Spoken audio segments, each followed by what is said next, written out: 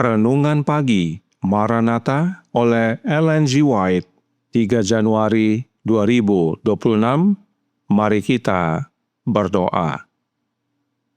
Bapa kami yang di sorga, Allah pencipta langit dan bumi, laut dan segala isinya, Allah yang maha besar, maha kuasa, sumber segalanya, yang kami sembah selalu melalui anak-Mu yang tunggal, Yesus Kristus.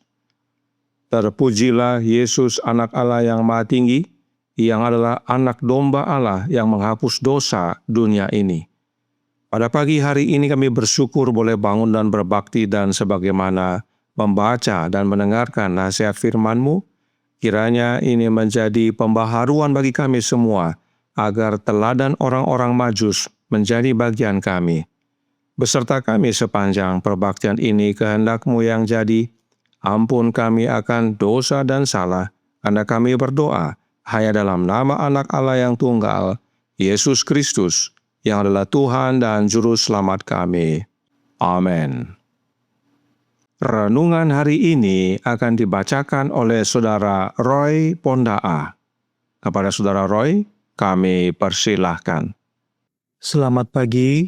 Renungan pagi kita pada hari ini berjudul Sesudah Yesus dilahirkan. Ayat inti terdapat di dalam Matius 2 ayat 1 dan 2.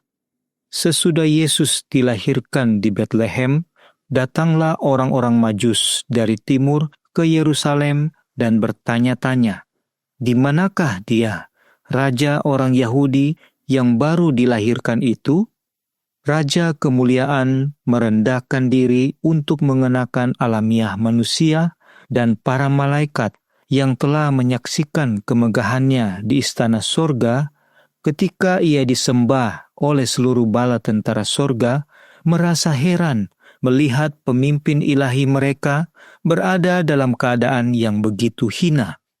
Orang Yahudi telah memisahkan diri begitu jauh dari Allah melalui perbuatan jahat mereka, sehingga malaikat tidak dapat menyampaikan kabar kedatangan bayi penebus kepada mereka. Allah memilih orang-orang Majus dari timur untuk melakukan kehendak-Nya. Orang-orang Majus itu telah melihat langit diterangi cahaya yang menyelubungi bala tentara sorga yang memberitakan kedatangan Kristus kepada para gembala yang rendah hati. Cahaya itu adalah kumpulan malaikat yang menyala, tampak seperti sebuah bintang bercahaya. Penampakan luar biasa dari bintang besar yang terang, yang belum pernah mereka lihat sebelumnya, tergantung sebagai tanda di langit, menarik perhatian mereka. Orang-orang Majus itu mengarahkan perjalanan mereka ke tempat bintang itu, terlihat seperti menuntun mereka. Namun, ketika mereka mendekati kota Yerusalem, bintang itu tertutup kegelapan dan tidak lagi menuntun mereka. Mereka beranggapan bahwa orang Yahudi tidak mungkin tidak mengetahui peristiwa besar kedatangan Mesias, maka mereka pun bertanya-tanya di sekitar Yerusalem. Orang-orang Majus itu terkejut melihat tidak ada minat yang luar biasa tentang kedatangan Mesias. Mereka heran bahwa orang Yahudi tidak tertarik dan tidak bersuka cita menghadapi peristiwa besar kedatangan Kristus.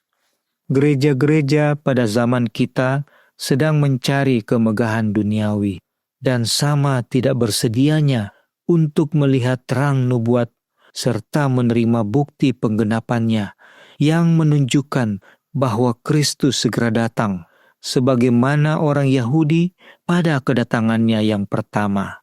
Mereka menantikan pemerintahan Mesias yang bersifat duniawi dan penuh kemenangan di Yerusalem.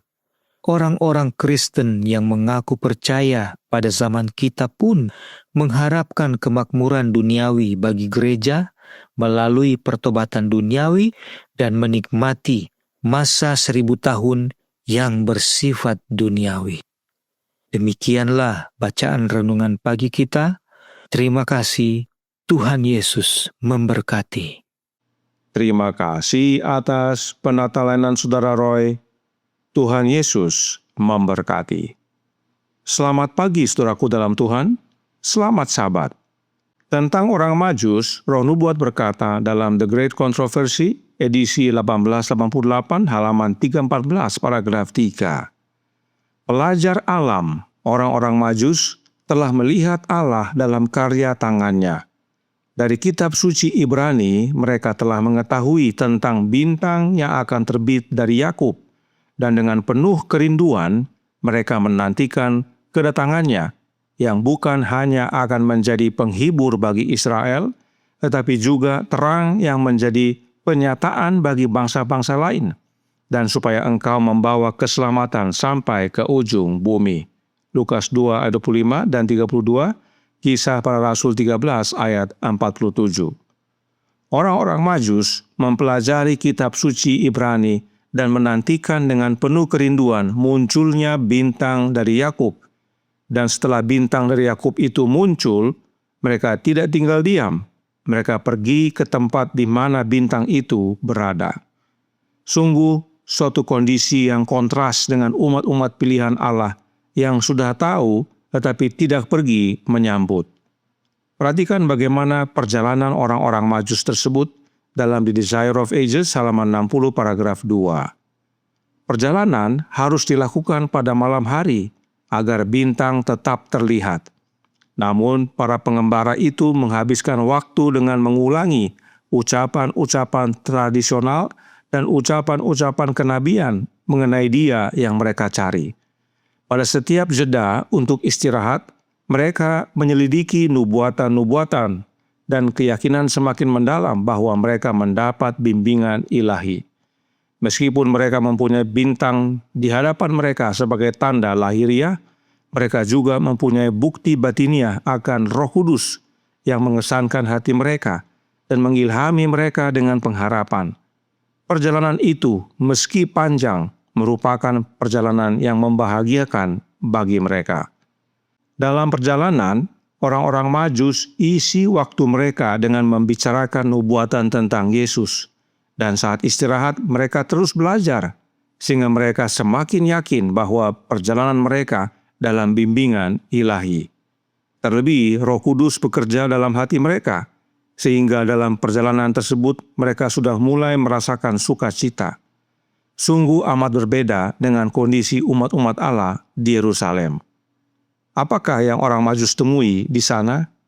The Spirit of Prophecy, volume 2, halaman 21, paragraf 1 berkata, orang-orang Majus terkejut melihat tidak ada minat yang luar biasa terhadap kedatangan Mesias.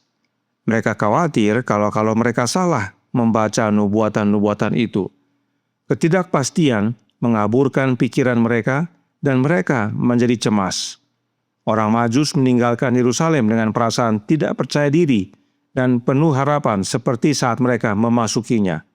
Mereka heran bahwa orang-orang Yahudi tidak tertarik dan gembira akan peristiwa besar kedatangan Kristus ini. Roh Nubuat menjelaskan aplikasi daripada pengalaman orang Majus ini, yaitu bahwa gereja-gereja di zaman kita sedang mencari keagungan duniawi dan tidak bersedia melihat terang dari nubuatan-nubuatan tentang kedatangan Yesus, dan menerima bukti-bukti penggenapannya yang menunjukkan bahwa Kristus akan datang segera, seperti halnya orang-orang Yahudi sehubungan dengan kedatangan Kristus yang pertama. Intinya, sikap umat Allah di zaman Yahudi rohani adalah sama dengan sikap umat Allah di zaman Yahudi jasmani. Mereka tidak bersedia untuk menyambut kedatangan Yesus. Namun meskipun demikian, orang Majus tetap mencari Yesus dan Tuhan pimpin mereka. Apa buktinya? Bintang itu buktinya. Perhatikan saudaraku dalam Tuhan dalam The Spirit of Prophecy, volume 2, halaman 20, paragraf 2. Dan ketika mereka semakin dekat ke kota Yerusalem, bintang itu diselimuti kegelapan dan tidak lagi membimbing mereka. Jadi, waktu orang Majus tiba di Yerusalem, bintang itu tidak terlihat lagi. Dan itu bukan pertanda mereka sudah tiba, tetapi pertanda itu bukan tempatnya. Sebab memang para imam dan orang-orang Yahudi sama sekali tidak berminat dan tidak tertarik akan berita kedatangan Kristus yang pertama. Suatu kondisi yang memprihatinkan. Tidak heran orang Majus kaget melihatnya. Tetapi saat mereka keluar dari Yerusalem, The Spirit of Prophecy Volume 2 halaman 24 paragraf 1 menyatakan, setelah orang-orang Majus itu meninggalkan Yerusalem, mereka kembali melihat dengan sukacita yang besar bintang penuntun di langit yang mengarahkan mereka ke tempat kelahiran Juru Selamat kita. Inilah bukti Allah pimpin mereka, dan karenanya mereka bersukacita. Bintang itu muncul kembali dan tuntun orang Majus ke tempat kelahiran Yesus yang benar. Dan bintang tersebut bukanlah bintang sembarangan.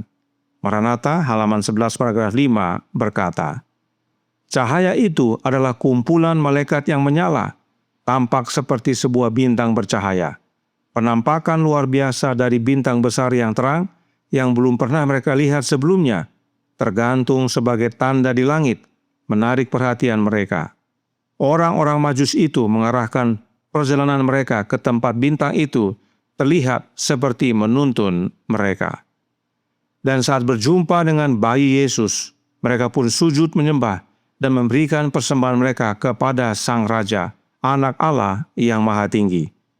Karenanya tentang orang Majus, Roh Nubuat berkata dalam The Desire of Ages, halaman 63 paragraf 2. Betapa besarnya iman mereka. Boleh saja dikatakan tentang orang-orang Majus dari timur, seperti yang dikatakan kemudian kepada perwira Romawi. Aku tidak pernah menemukan iman sebesar ini, bahkan di antara orang Israel sekalipun. Matius 8 ayat 10. Imannya orang-orang Majus inilah yang menjadi sumber sukacita mereka. Sebab oleh iman tersebut mereka mempelajari nubuatan, pergi berjalan jauh untuk mencari dan terus belajar, sampai akhirnya bertemu dengan Yesus di tempat yang benar. Bagaimana dengan kita? Adakah kita sudah belajar dan menemukan Yesus dan bersukacita? Adakah kita sudah menemukan Yesus yang benar di tempat yang benar? Inilah peristiwa yang penting sesudah kelahiran Yesus. Kiranya menjadi perenungan bagi kita semua, agar kita sungguh-sungguh pelajari dan akhirnya bersukacita karena menemukan Yesus yang benar di tempat yang benar. Tuhan memberkati, saya bawa dalam nama Yesus. Amin. Mari kita berdoa. Bapa kami yang di sorga, Allah pencipta langit dan bumi, laut dan segala isinya, Allah yang maha besar, maha kuasa, sumber segalanya, yang kami sembah selalu melalui anak-Mu yang tunggal, Yesus Kristus. Terima kasih atas pekabaran yang menguatkan tentang orang-orang Majus. Sebelum Yesus lahir, mereka sudah belajar tentang nubuatan dan melihat tanda-tanda. Dan setelah tanda datang, dan setelah Yesus lahir, mereka pergi mengikuti tanda itu, yaitu bintang, dan akhirnya tiba di tempat di mana Yesus lahir. Karenanya tolong kami ya Bapa, karuniakanlah roh anak-Mu dalam hidup ini, sebab sebagaimana orang-orang Majus, Roh Kudus mula yang bekerja untuk menuntun kami dalam seluruh kebenaran, dan kami pun menjadi saksi-Mu kepada banyak orang bahwa Yesus datang segera, datang kedua kali untuk menjemput mereka yang setia. Beserta kami sepanjang hari ini kehendak-Mu yang jadi, ampun kami akan dosa dan salah, karena kami berdoa hanya dalam nama Anak Allah yang tunggal, Yesus Kristus, yang adalah Tuhan dan Juru Selamat kami. Amin.